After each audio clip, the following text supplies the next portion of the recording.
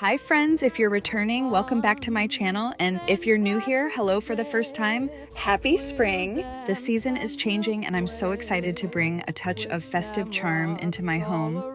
Today, I'll be decorating for St. Patrick's Day, adding some fun and festive touches to celebrate the luck of the Irish. And of course, no celebration is complete without something delicious, so I'll also be making a hearty and delicious shepherd's pie. So grab a cozy drink, get comfortable, and let's get started decorating. My heart did beat to say that I saw you. On St. Patrick's Day, we'll dance and we'll sway.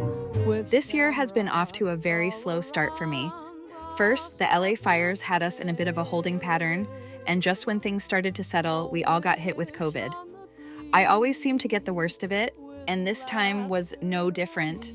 I could barely get out of bed for a week, and then the lingering symptoms stuck around for another week.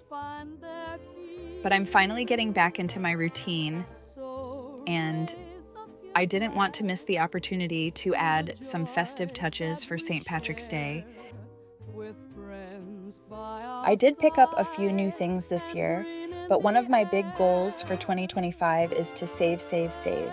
I really want to take a trip with the kids and Garrison. There are so many places we'd love to visit: Europe, Asia, and my ultimate dream, Egypt. So every time I see something cute that I don't really need, I remind myself that skipping it is just another step closer to making that dream family vacation come true. In a world painted green, where the laughter is ours, so toast to the night with joy in our hearts. The magic we feel is where the love starts.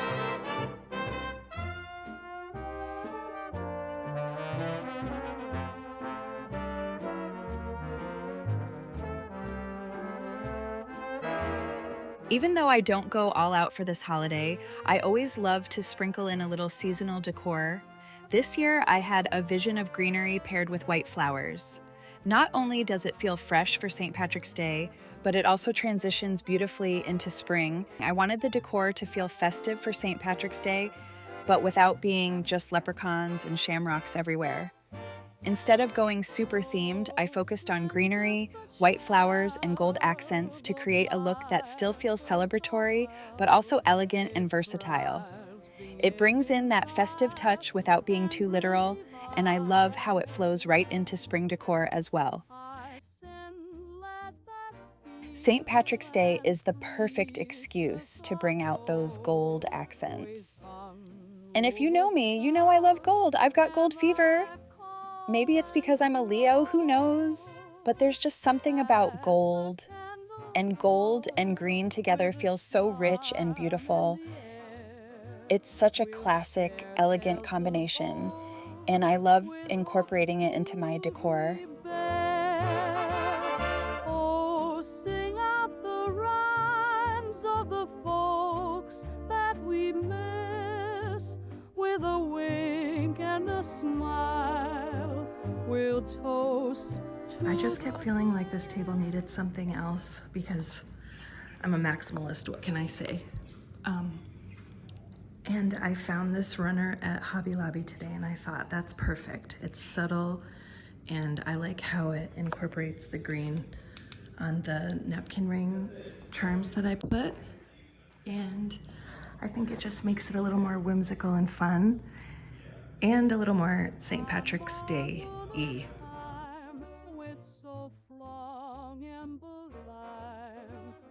One of my favorite ways to change up the look of my decor without spending too much or adding unnecessary clutter is by using pillow covers instead of buying a bunch of new pillows. It's such an easy way to refresh a space for the season, and they take up hardly any storage space when you switch them out.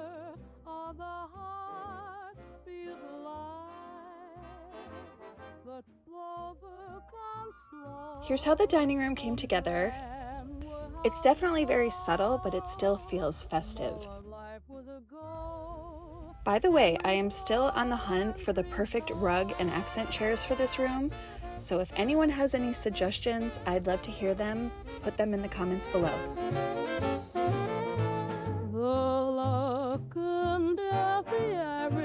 Shines bright, my eyes, and you sit. As you can see, I liked these pillows so much that I got them for the dining room and the living room. I got these green chenille throw pillow covers with this beautiful stitched edging detail, as well as these embroidered shamrock throw pillow covers on Amazon.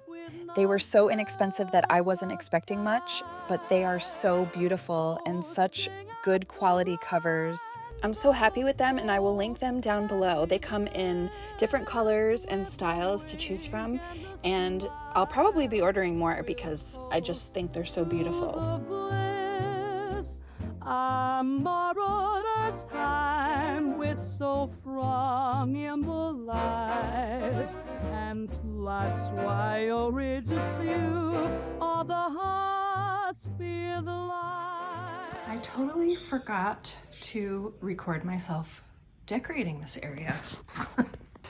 I don't know why. I just did not think to record this. I mean, really it's not that exciting. I just put some shamrocks up on the board, and then I did a cute little area like as if a little leprechaun lives there under the mushroom, and just added some gold coins. And then a great way to decorate for the season without spending money is just printing out some beautiful things that you can put in frames. Perfect for the season. I love these little Irish blessings. And that was it. And the bottom of it is just games that we're playing right now. So this is you know, I just wanted to give it a little, just a little St. Patrick's Day flair. So cute, but not really that big of a deal, which is probably why I didn't even think to record myself doing it. On St. Patrick's Day, we'll dance and we'll sway, with shamrocks all around us, that we'll stay. Trader Joe's always has such a great selection of flowers, and they're so inexpensive. When I saw these white spray roses, they were just perfect for my white and green vision, so I had to grab them, along with some eucalyptus to complete the look. Normally, I have no complaints about their flowers, but these roses were falling apart a bit. And look at that! One of the stems looks like all the roses had been cut off, like Morticia Addams got a hold of it or something.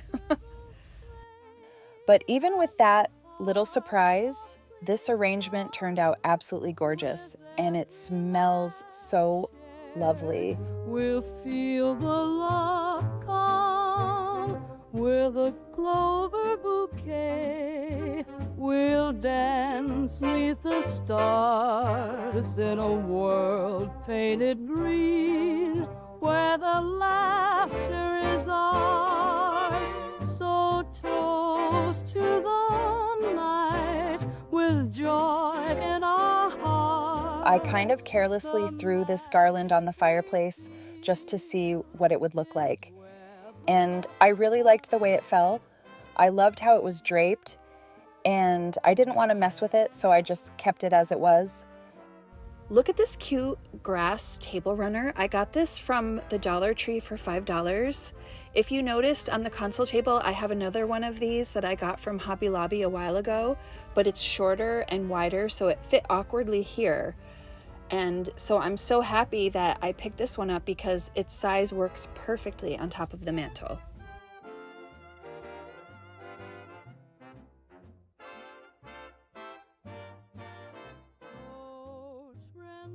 I printed out this beautiful Irish blessing and added it to this frame. And of course I wanted to add some beautiful gold accents to tie everything together.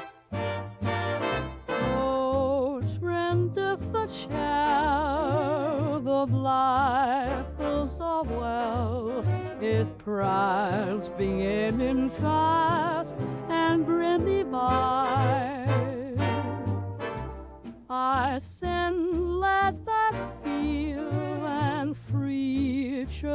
go. We unroll the slouch and I call and scroll as the candles glow. I wanted to add a cute little leprechaun vignette this year, and instead of buying anything new, I got creative with things I already had. I have these adorable little houses, trees, and decorations that we usually use for our fairy garden outside, and I figured they'd be perfect for a tiny leprechaun scene. It's such a fun way to bring a little magic into the decor without spending extra. With the greenery, white flowers, gold touches, and the little leprechaun scene, I think it all came together so beautifully.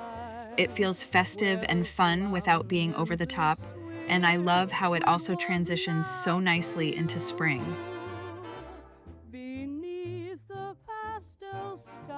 If you're looking for a little more St. Patrick's Day fun, be sure to check out our other channel, CaliFam. A few years back, I made a video all about the history of St. Patrick's Day, and way back when the kids were little, we filmed a fun video about catching a leprechaun. They're both really cute videos, and the history of St. Patrick's Day is informative too. We don't post as much to that channel, but occasionally when we go somewhere cool, we'll share our experience. And every now and then I get in the mood to make a little animated video, so I'll post those from time to time as well. But we love watching those old videos of our adventures, and we watch the St. Patrick's Day videos every year at this time. It's become a tradition. Anyway, if you'd like to check those videos out, I'll link them in the description below.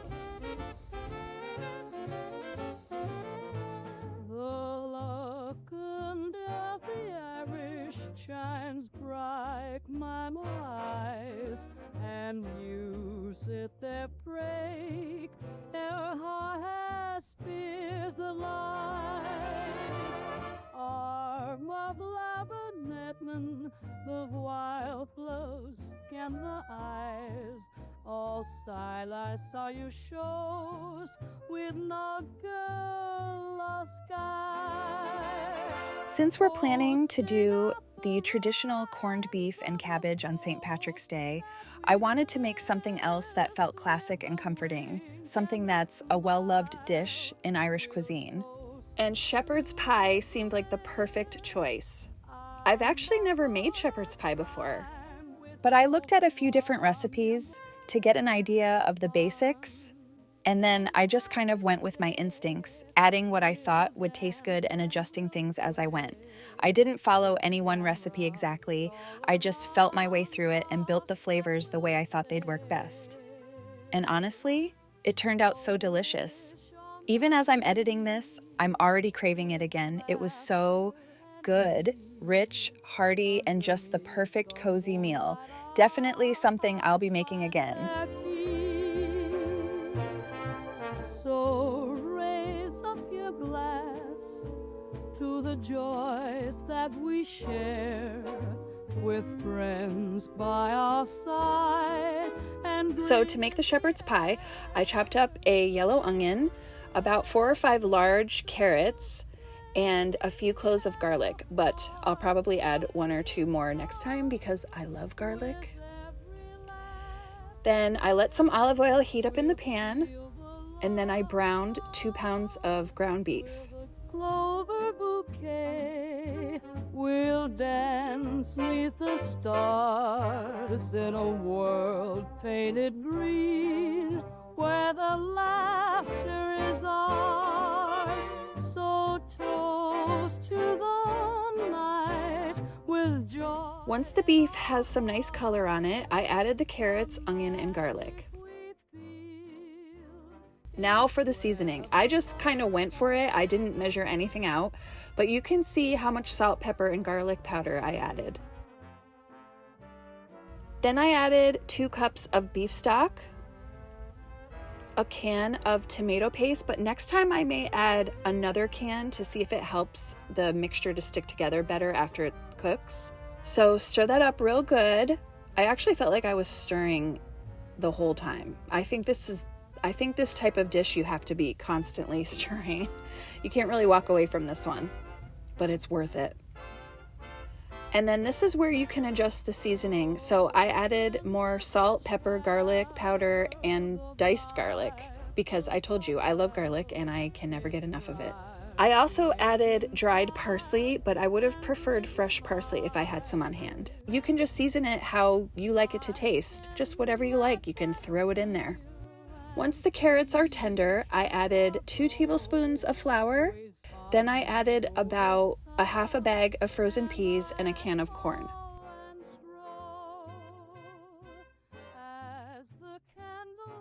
I already had homemade mashed potatoes on hand from our dinner the night before, so I just heated those up. And my kids don't like cheese, so I mixed the cheese into the potatoes instead of sprinkling it on top, which I noticed a lot of recipes did. I wanted that cheesy flavor without grossing my kids out, so mixing it into the mashed potatoes worked good. We'll toast to the bliss our mariner time with so long and blind, where the Now you just spread the mashed potatoes on the bottom and then do a layer of the beef mixture and then another layer of potatoes on top. Then you pop it into the oven at 375 for about 20 minutes, and then you let it stand for about 15 minutes, and voila.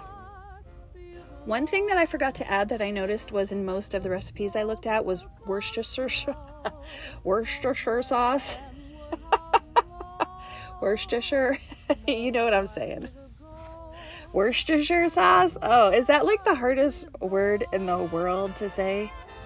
Worcestershire sauce. Worcestershire. Did I say it? Anyway, next time I'm going to probably add about a tablespoon of Worcestershire sauce to the recipe.